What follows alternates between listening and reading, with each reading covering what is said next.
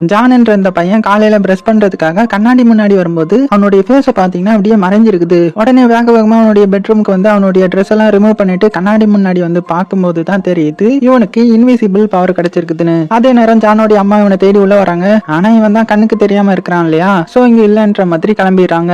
ஆனா ஜானோடைய நாய்க்குட்டி மட்டும் அதோடைய மோப்ப சக்தியை யூஸ் பண்ணி இங்க இவன் இருக்கான்ற மாதிரி கண்டுபிடிச்சிருது. அதுக்கப்புறம் ஸ்டார்டிங்ல இந்த சக்தி கிடைச்சதுனால ஜான் ரொம்பவே பயப்படுவான். ஆனா கொஞ்ச நாள்லயே இந்த சூப்பர் பவரை வச்சு என்னனாலும் பண்ணலான்ற மாதிரி புரிஞ்சுக்கிறான். சோ என்ன பண்றானா, இதுக்கு முன்னாடி ஸ்கூல்ல ஜான் கிட்ட எப்போதுமே ஒருத்தன் பிரச்சனை பண்ணிட்டே இருப்பான். அவனை பழி வாங்குறதுக்காக இன்விசிபிளா கிளாஸுக்கு வரான். அப்புறமா அவனுடைய பேக்ல இருந்து மெல்ல ஒரு பொம்மை துப்பாக்கி எடுத்து போர்ட்லயா வேகமா சுடுறான். அதுக்கப்புறம் அந்த துப்பாக்கிய பக்கத்துல இருக்கிறவங்க கிட்ட தூக்கி போட்டு அவனை டீச்சர் கிட்ட மாட்டி விட்டுறான். அதுக்கப்புறம் மெல்ல ஆபீஸ் ரூமுக்கு வந்து அவன் எழுதின டெஸ்ட் பேப்பரை கரெக்ட் பண்ணி எழுதி வச்சுட்டு ரொம்பவே சந்தோஷமா வீட்டுக்கு வரான். வீட்டுக்கு வந்ததுக்கு அப்புறம் அவனுடைய தொப்பியை கலத்தும் போது இவன் இன்விசிபிளா இருக்கிறத இவனுடைய தங்கச்சி பார்த்து பயந்து போய் கத்துறதுக்குள்ளயுமே வேகமா வாய பொத்திட்டு நடந்த எல்லா விஷயத்தையுமே அவனுடைய தங்கச்சி கிட்ட மட்டும் சொல்றான்.